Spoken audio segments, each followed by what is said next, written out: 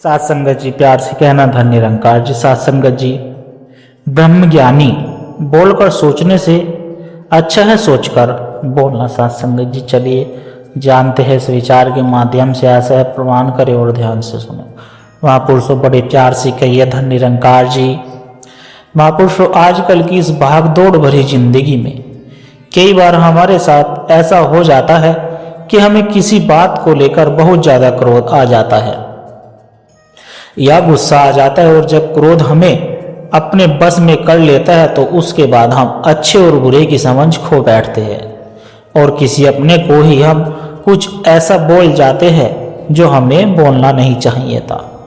फिर बाद में जब सब कुछ शांत हो जाता है, जब हमारा क्रोध या गुस्सा खत्म हो जाता है, तो उसके बाद हमें एहसास होता है कि हाँ, मैंने उसको यह बात गलत बोली है, मुझे उसको यह बात नहीं बोलनी चाहिए थी, मैंने उसका दिल दुखाया है, उसको ठेस पहुंचाई है। वह तो मेरा अपना है, तो मैं उसको ऐसे कैसे बोल सकता हूँ। कहने का भाव सात संगत जी, हमें बहुत पछतावा हो रहा है। तो महापुरुषों, इसी संदर्भ में दास आपको एक वाक्य सुनाता है। आशा करता हूँ आप ध्यान से सुनेंगे और इस वाक्यांश को सतगुरु की सीख समझकर अपने जीवन में भी लाने का प्रयास करेंगे।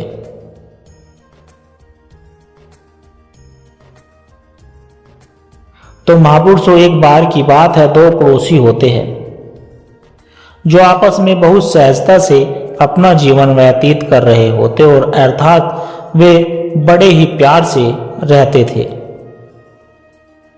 लेकिन न जाने एक दिन उनकी किस बात को लेकर आपस में लड़ाई हो जाती है, झगड़ा हो जाता है और वह झगड़ा इतना बढ़ जाता है कि वो एक दूसरे को काफी बुरा भला कह देते हैं। लेकिन महापुरुषों, जब बाद में झगड़ा शांत हो जाता है और उन दोनों पड़ोसियों का गुस्सा खत्म हो जाता है, तो पहले वाले पड़ोसी को इस बात का एहसास होता है कि उसे अपने क्रोध में आकर अपने पड़ोसी के लिए कुछ ऐसे शब्दों का प्रयोग कर लिया, यानी उसने अपने मुख से कुछ ऐसे शब्द निकल दिए जो उसे नहीं निकालने चाहिए थे। तो पहले पड़ोसी को जब इस बात का एहसास हुआ सात संगत जी, तो उसको पछतावा भी होता रहा। तो अपने पछतावे के साथ एक संत महात्मा के पास पहुंच जाता है और उससे प्रार्थना और विनती करने लगता है कि हे परमात्मा, हे महात्मा, मुझसे अपराध हो गया है, मेरा अपने ही पड़ोसी के साथ झगड़ा हो गया है और मैंने उसको कुछ अपशब्द भी बोल दिए थे, यानी मैंने उसको कुछ गलत बोल दिया है जो मुझे लगता है कि मुझे नहीं बोलना चाहिए था।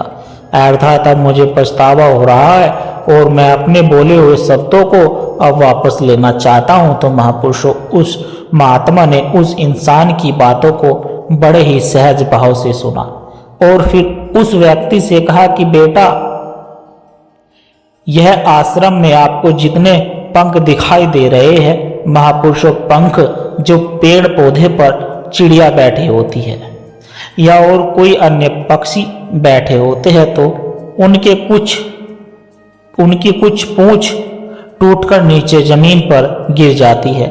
दास उन्हीं पंखों की बात कर रहा है। तो महात्मा कहते हैं कि इस सभी पंखों को इकट्ठा करके मेरे पास लेकर आओ। तो इंसान उन सारे पंखों को इकट्ठा कर लेता है, वहां बहुत सारे पंख हो जाते हैं। फिर वो उनको महात्मा के पास ले जाता है। तो महात्मा कहता है कि अब इन सारे पंखों को जाकर अपने शहर के बीचों बीच एक चौराहे पर रख आओ। तो साध संगत जी, वह इंसान ऐसा ही करता है और ऐसा करने के बाद वह इंसान फिर से उसी महात्मा के पास पहुंच जाता है। तो महात्मा ने फिर से उस इंसान से कहा कि अभी अभी जाकर जो तुम सारे पंख शहर के बीचों बीच रखकर आए हो, तो अभी जाकर उन सारे पंखों को वापस लेकर आओ। फिर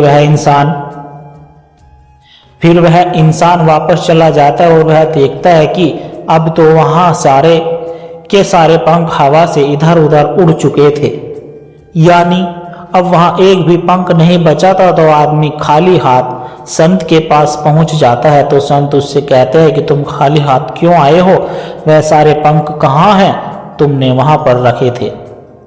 तो उस इंसान ने कहा कि बाबा जी, मैंने जो पंख वहां पर रखे थे वह सारे पंख तो अब हवा में इधर उधर उड़ चुके हैं, अर्थात अब वहां पर एक भी पंख नहीं बचा और इसलिए मुझे आपके पास खाली हाथ ही आना पड़ा। तो संत महात्मा उस इंसान से कहता है कि बेटा, मैं तुम्हें यही तो समझाना चाहता हूँ कि जिस तरह तुम्हारे द्वारा रखे गए पंख अब वहां पर नहीं है, तो ठीक इसी तरह तुम्हारे द्वारा कहे गए शब्द के साथ भी वही होता है। तुम आसानी से इन शब्दों को अपने मुख से निकाल तो सकते हो, पर चाहकर भी तुम उन्हें वापस नहीं ले सकते। जैसे नदी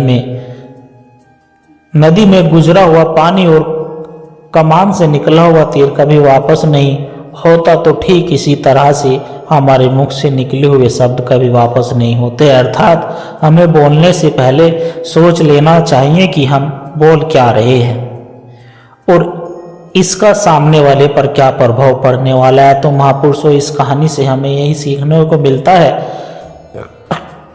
कि हमें इस बात का ध्यान जरूर रखना चाहिए और कुछ कड़वे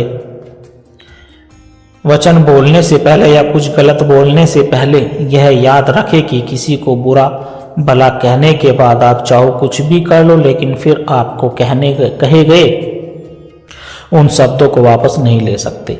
लेकिन अगर आपको वाकई में कहे गए शब्दों का पछतावा हो रहा है और आपको यह एहसास भी हो रहा है कि आपने अपने सगे संबंधी के साथ कुछ गलत शब्दों का प्रयोग कर लिया है, तो आप उस व्यक्ति के पास जाकर क्षमा जरूर मांग सकते हैं और मांगनी भी चाहिए।